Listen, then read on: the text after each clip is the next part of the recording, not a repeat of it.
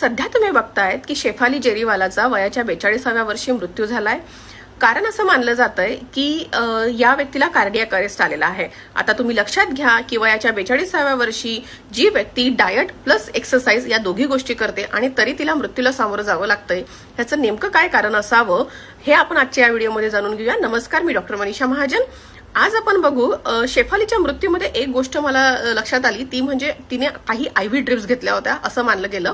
तर मला असं सांगायचं की आयव्ही ड्रिप्स म्हणजे नेमकं काय, तर सध्या मार्केटमध्ये एक ट्रेंड आहे की तुम्हाला जर अँटी एजिंग करायचं असेल, म्हणजे तुमच्या चेहऱ्यावर सुरकुत्या नको आहे, तुम्हाला ग्लो करायचा आहे, तुमच्या चेहऱ्यावर कुठल्याही प्रकारच्या रात्रीची झोप झाली नसेल किंवा अजून प्रकारचा थकवा असा काहीच दिसला नाही पाहिजे आणि वाढत्या वयानुसार तुम्ही सुंदर दिसल्या पाहिजेत, यासाठी मात्र आयव्ही ड्रिप घेतल्या जातात।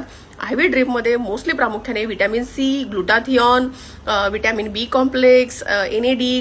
आजकाल पार्लरमध्ये सर्रासपणे जी गोष्ट वापरली जाते ती म्हणजे ह्या आयव्ही ड्रिप।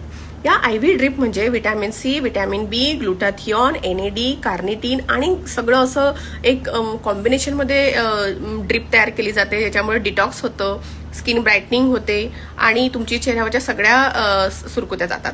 पण खरं तर ह्याच्यामुळे तुम्हाला दुरुपयोग पण होतो का, तर हो, तुमच्या शरीरावर म्हणजेच तुमच्या हृदयावर, तुमच्या किडनीवर, तुमच्या लिव्हरवर याचा परिणाम होतो। आणि सगळ्यात महत्त्वाचं तुमचं मन, जे तुम्हाला बॉडी शेमिंग वाटतं, तुम्हाला असं वाटत असतं की मी या दैनंदिन जीवनामध्ये मी अमर राहावं, माझी स्किन तजेलदार, त्वचा चमकदार राहावी आणि त्यासाठी ह्या आयव्ही ड्रिप घेतल्या जातात, माझ्या चेहऱ्यावर कधीच सुरकुत्या येऊ नये असं ज्या लोकांना वाटत असतं, ती सगळी लोक ह्या गोष्टीकडे धाव घेतात।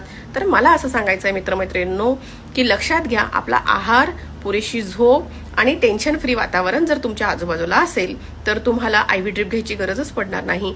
आणि बरं, पण आता तर आम्हाला आयव्ही ड्रिप घ्यायचा आहे, मग आम्ही काय करायचं डॉक्टर? तर ठीक आहे, तुम्ही घेऊ शकतात, परंतु अशा डॉक्टरच्या सल्ल्याने घ्या ज्यांच्याकडे ह्याचं अधिकृत प्रशिक्षण झालेलं आहे, त्यांची अधिकृत डिग्री आहे, ज्यांनी याच्यावर सराव केलेला आहे, अशा लोकांकडनं घ्या। हे इंजेक्शन्स किंवा ही आयव्ही ड्रिप घेत असताना तुम्ही थकलेले नसले पाहिजे, तुमच्याकडे स्ट्रेस नको पाहिजे, तुम्ही खूप वेळपर्यंत उपवास नसला केलेला पाहिजे, तुमच्या बॉडीमध्ये पाण्याची मात्रता व्यवस्थित असली पाहिजे, त्या करणाऱ्या डॉक्टरांनी तुमचा ECG, BP मॉनिटरिंग केलं पाहिजे आणि सगळ्यात महत्त्वाचं, जर तुम्हाला कुठला आजार असेल, मानसिक आजार असेल किंवा हृदयाचा आजार असेल तर तुम्ही, किंवा किडनीचा आजार असेल तर तुम्ही हे घेणं टाळावं। बरं, याच्यात सेफर अल्टरनेटिव्ह काय आहे, म्हणजे जर आम्हाला आयव्ही ड्रिप नाही घ्यायची आहे तर मग आम्ही काय घ्यायचं? तर मग अँटीऑक्सिडंटच्या टॅबलेट्स येतात, त्या तुम्ही घेऊ शकतात, त्या पचायला हलक्या असतात, बॅक्टेरियल फ्लोरा त्याला हेल्प करत असतो।